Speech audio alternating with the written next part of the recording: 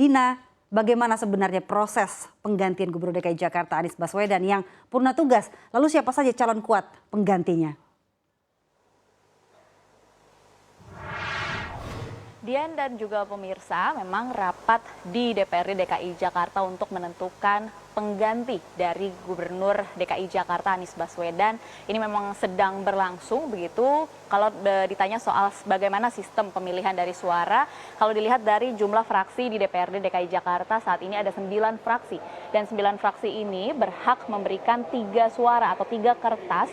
Ini merupakan berisi dari 3 nama yang dianggap akan menggantikan Anies Baswedan. Jadi kalau kita hitung total ada 27 suara, kemudian oleh pimpinan DPRD DKI Jakarta ini akan dikerucutkan menjadi dari 27 tersebut suara yang paling banyak akan dikerucutkan ke 3 nama yang memiliki suara paling banyak. Nah kalau kita melihat memang DPRD DKI Jakarta ini sudah menggelar rapat selama 2 hari terakhir dan 9 fraksi masing-masing sudah memberikan suaranya dan juga sudah dikerucutkan menjadi 3 nama besar begitu, yakni yang pertama kalau kita lihat calon pertama ini merupakan Kepala Sekretariat Presiden sejak 2017 hingga 2022 yakni Heru Budi Hartono, pria kelahiran Kota Medan 13 Desember 1965, pendidikan terakhirnya adalah S2 Universitas Krishna Dwi Payana.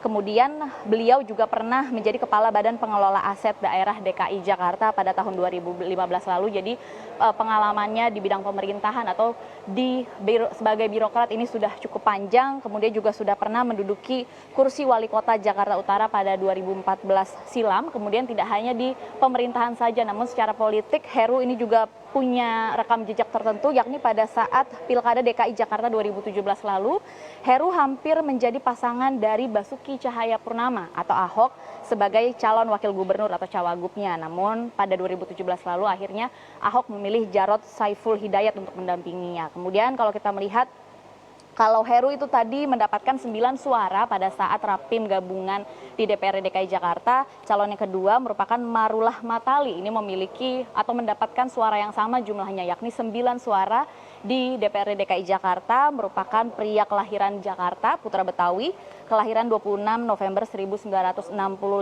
pendidikan terakhirnya adalah S2 Hukum Islam UIN Syarif Hidayatullah, kemudian berkarir di pemerintahan Provinsi DKI Jakarta sejak tahun 1996. Karirnya cukup panjang, hampir 30 tahun.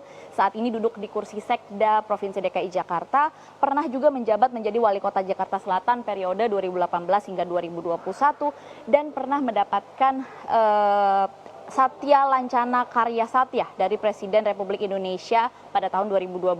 Ini merupakan penghargaan kepada para pegawai negeri sipil yang telah melaksanakan tugasnya dengan menunjukkan kesetiaan, pengabdian, serta telah bekerja terus-menerus dalam jangka waktu tertentu. Kemudian kalau kita melihat calon yang ketiga, ini mendapatkan 6 suara, yakni Bahtiar, pria kelahiran Bone, Sulawesi Selatan, tanggal 16 Januari 1973, saat ini duduk di kursi Dirjen Politik dan Pemerintahan Umum Kemendagri, pernah juga menduduki kursi Kapuspen, Kepala Pusat Penerangan Kemendagri, dan pernah juga duduk di kursi penjabat sementara Gubernur Kepulauan Riau pada 2020 silam. Nah ini 3 nama yang memang digadang-gadang yang sudah disebut-sebut akan diajukan oleh DPRD Provinsi DKI Jakarta ke Kemendagri, memang sudah diberikan mandatnya dari Kemendagri ke DPRD DKI Jakarta untuk menyebutkan 3 nama. Nanti oleh Kemendagri ini nama-nama tersebut akan dibawa oleh Kemendagri kepada Presiden Republik Indonesia Joko Widodo untuk ditetapkan.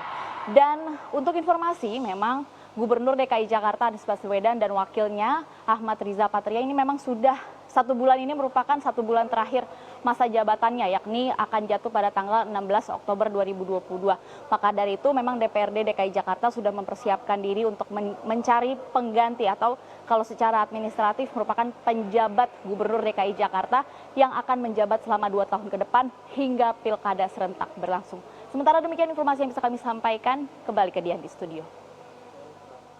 Baik, terima kasih atas laporan Anda, jurnalis CNBC Indonesia Dina Gurning dan juru kamera Muhammad Iqbal. Selamat bertugas kembali.